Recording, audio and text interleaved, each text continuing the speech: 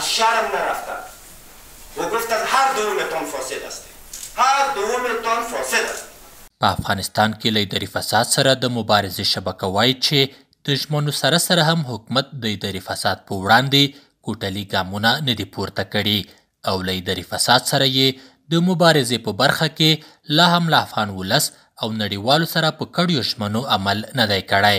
په افغانستان کې له اداري فساد سره د مبارزې شبکې اجرایوي مشر خان زمان امرخیل په خبره چې د ځینو کوچنیو پرمختګونو سربیره حکومت لا هم د فساد په وړاندې په مبارزه کې پاتې راغلی.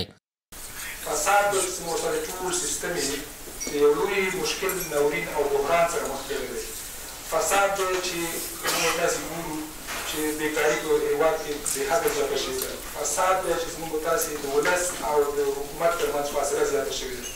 یو څو کسه مفسدین دي چې ټول نظام په خپلواک کې اخیستی دی. د فساد سره د مبارزې د نړیوالې ورځې د نمانځنې په پار یاده غونډه چې یو شمېر افغان چارواکو د ملي شورا غړیو هم پکې ګډون کړی و، ګډونوالو حکومت د فساد سره د مبارزې په برخه کې پړو باله او په دې برخه کې یې یوازې د شعارونو په ورکولو تورن کړ.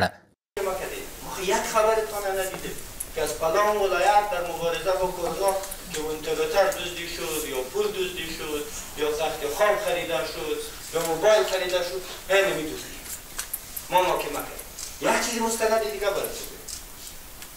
بناهن من فکر میکنم خفه نشین دوستان، فساد این جامعه عیب نیست، از فساد نترسیم.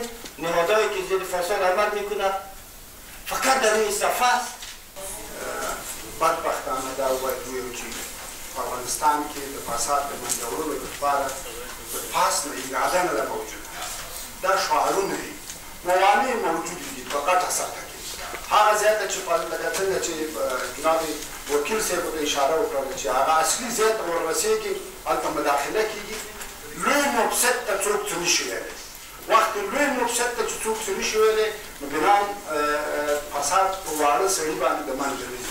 په افغانستان کې داسې مهال د فساد سره د مبارزې نړیواله ورځ نمانځل کیږي چې هر کال په دې هیواد کې د فساد په اړه ګڼ راپورونه خپریږي چې په همدې موخه د چارو پوهان خبرداری ورکوي که حکومت دغو راپورونو او له فساد سره د مبارزې د برخې د فعالینو کار ته ارزښت ورنه کړي له دغه هیواده به په اسانۍ د فساد ټغر راټولول ناشونی وي.